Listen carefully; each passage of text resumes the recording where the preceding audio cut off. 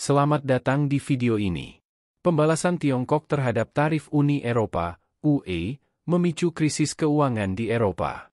Utang Prancis sebesar 3 triliun euro dan rasio utang Italia terhadap PDB yang mencapai 138% kini berhadapan dengan ancaman besar terhadap sektor mewah mereka.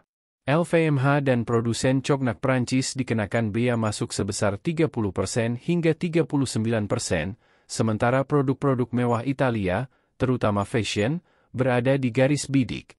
Dengan 61,5 juta botol cognak terjual ke Tiongkok tahun lalu, serta ketergantungan raksasa-raksasa mewah pada pasar Asia, pertaruhannya sangat besar.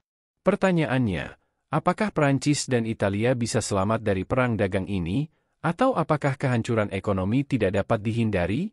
Beijing mengumumkan putaran baru tarif terhadap brandi impor dari Uni Eropa sebagai respons terhadap pemungutan suara hari Jumat lalu, yang secara tipis menyetujui negara-negara anggota untuk menaikkan tarif terhadap kendaraan listrik buatan Tiongkok. Setelah UE menargetkan industri kendaraan listrik Tiongkok, kini Beijing mengincar brandi Eropa. Pada hari Selasa, Kementerian Perdagangan Tiongkok mengumumkan serangkaian tarif sementara pada impor brandi dari blok tersebut, berkisar antara 30% hingga hampir 40%. Cognak Prancis akan terkena dampak terbesar, mencakup 95% ekspor brandi Eropa ke Tiongkok. Keputusan tarif Uni Eropa yang akan berlaku pada bulan November akan mengenakan bea tambahan hingga 48% pada kendaraan listrik, EV, buatan Tiongkok. Langkah ini bertujuan untuk mengatasi apa yang dianggap UE sebagai praktik penetapan harga yang tidak adil akibat subsidi negara di Tiongkok. Tarif tersebut akan diberlakukan di luar pungutan 10% yang sudah ada, menciptakan hambatan besar bagi produsen kendaraan listrik Tiongkok yang ingin memasuki pasar Eropa. Wilayah yang akan terkena dampak terberat di Eropa termasuk Prancis, Italia, dan Spanyol, khususnya terkait brandi dan anggur. Prancis adalah produsen brandi terbesar, sementara Italia dan Spanyol juga sangat terpukul. Jika sektor anggur dan brandi kehilangan pasar Tiongkok, konsekuensinya bisa menghancurkan pengecer dan sektor perkebunan anggur terkait. Tarif baru berkisar antara 17,4% hingga 38,1%, tergantung pada produsen mobil. Tanggapan cepat dan terukur dari Tiongkok menunjukkan niat Beijing untuk membalas dengan menargetkan sektor-sektor utama ekonomi Eropa, termasuk barang mewah dan sektor otomotif. Juru bicara Kementerian Perdagangan Tiongkok, Hiadong, menyatakan bahwa Tiongkok berhak mengajukan pengaduan ke Organisasi Perdagangan Dunia, WTO. Dampaknya terhadap ekonomi Prancis dan Italia bisa sangat buruk. Kedua negara sudah bergulat dengan tantangan ekonomi yang signifikan, termasuk utang yang tinggi dan defisit perdagangan yang terus-menerus. Utang Prancis telah melonjak hingga lebih dari 3 triliun euro, melampaui output perekonomiannya, dengan rasio utang terhadap PDB mencapai 112%. Situasi ekonomi Italia juga genting, dengan rasio utang terhadap PDB mencapai 138%, tertinggi kedua di Eropa. Selain itu, industri anggur Italia, yang merupakan komponen penting dari ekspor pertanian Italia, dapat menghadapi tindakan serupa seperti yang diterapkan pada cognak Prancis dan daging babi. Industri daging babi, yang penting bagi Spanyol, serta sektor susu yang vital bagi Denmark, juga menghadapi ancaman tarif serupa. Spanyol sangat rentan terhadap potensi bea masuk atas daging babi, yang membuat Madrid memilih untuk abstain dalam pemungutan suara mengenai tarif kendaraan listrik.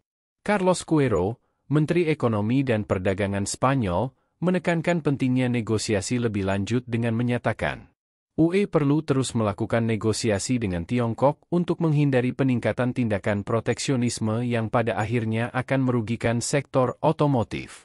Sektor otomotif juga menjadi perhatian utama. Sebuah laporan dari surat kabar milik pemerintah Tiongkok menyebutkan bahwa perusahaan-perusahaan di Tiongkok mendorong untuk mengenakan pajak sebesar 25% pada mobil bermesin besar dari Eropa. Sebuah langkah yang akan berdampak signifikan terhadap pabrikan Jerman seperti Mercedes dan BMW.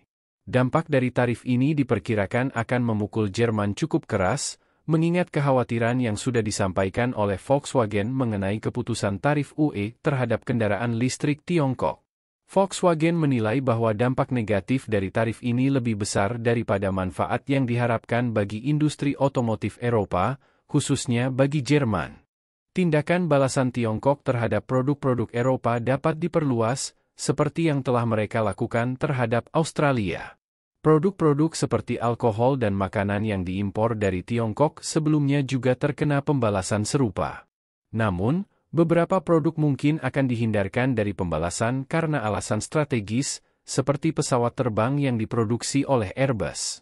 Airbus adalah salah satu dari dua pemasok utama pesawat secara global, dan Tiongkok dikabarkan sedang dalam negosiasi untuk membeli sekitar 100 pesawat berbadan lebar dari Airbus.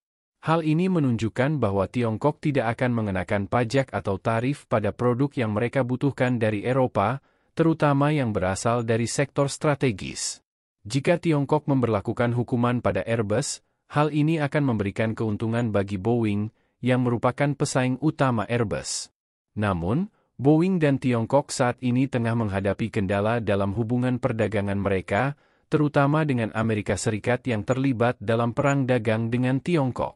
Perselisihan dagang ini dapat menyebabkan risiko yang lebih besar bagi perdagangan global dan ekonomi dunia.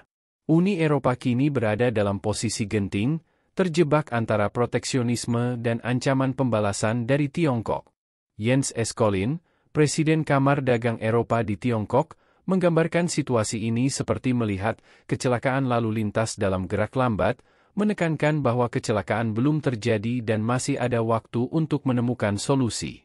Sementara itu, Menteri Perdagangan Muda Prancis, Sophie Primas, mengekspresikan ketidaksetujuannya terhadap pembalasan Tiongkok dengan mengatakan bahwa tindakan ini tidak dapat dipahami dan bertentangan dengan komitmen yang dibuat oleh Presiden Xi Jinping selama kunjungannya ke Prancis.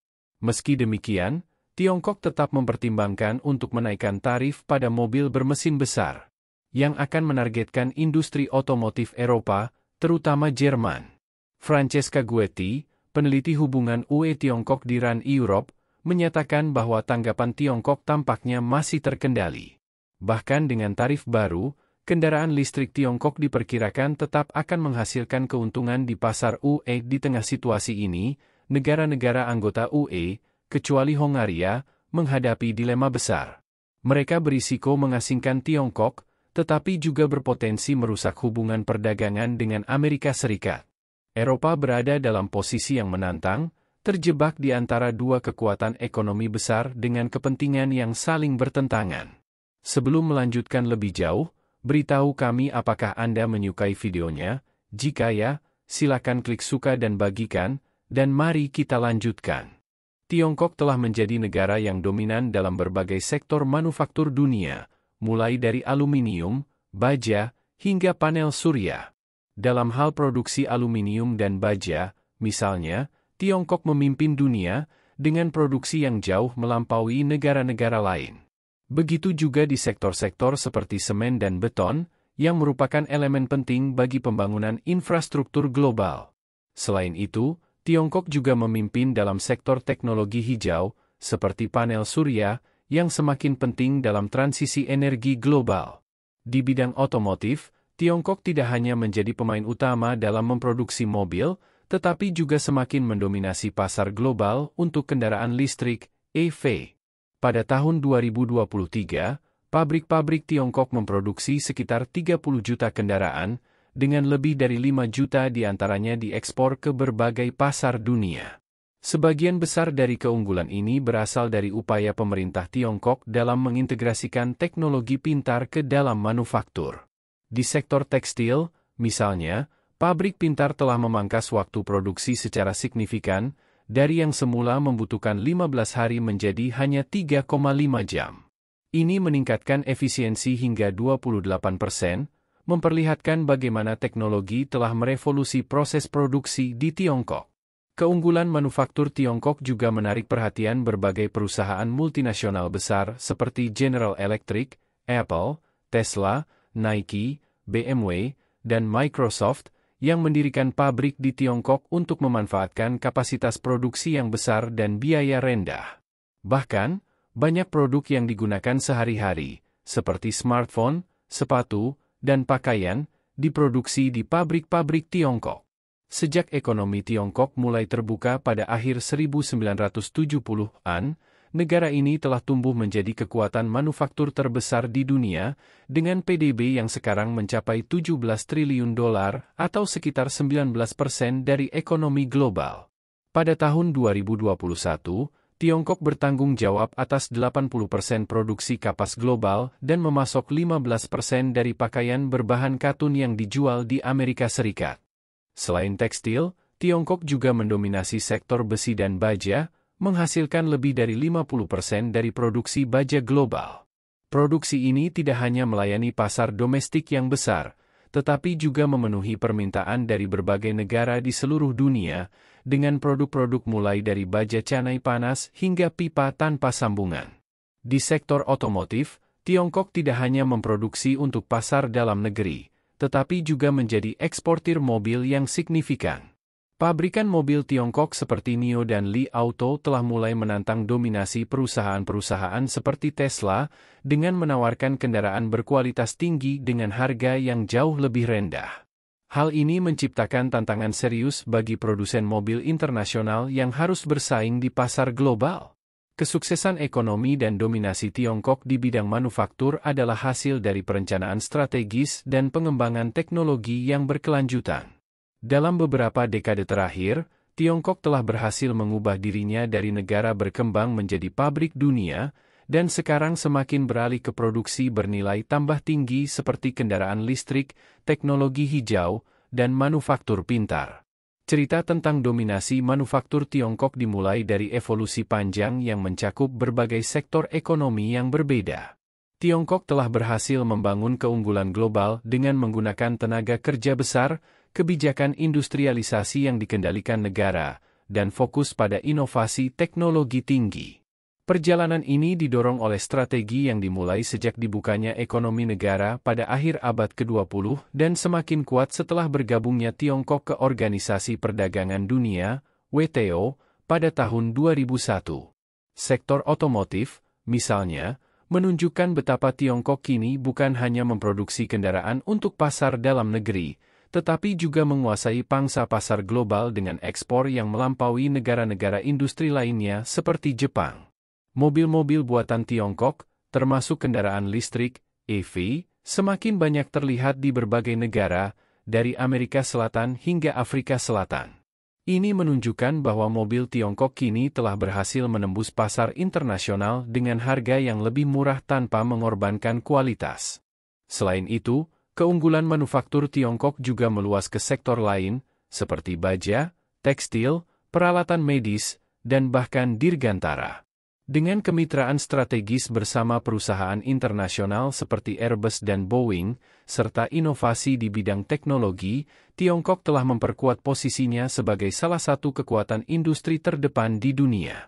Kebijakan-kebijakan ekonomi yang cerdas, seperti pembentukan zona perdagangan bebas dan pengembangan pusat-pusat manufaktur khusus seperti Shenzhen dan Shanghai. Ini memberikan kontribusi signifikan terhadap ekosistem manufaktur yang efisien dan terintegrasi. Infrastruktur yang luas dan canggih seperti pelabuhan, jalan tol, dan jaringan kereta api cepat juga mendukung distribusi barang secara cepat dan murah. Selain itu, kemajuan Tiongkok di bidang manufaktur berteknologi tinggi, termasuk semikonduktor, kecerdasan buatan, dan komputasi kuantum, semakin memperkuat posisinya di panggung global.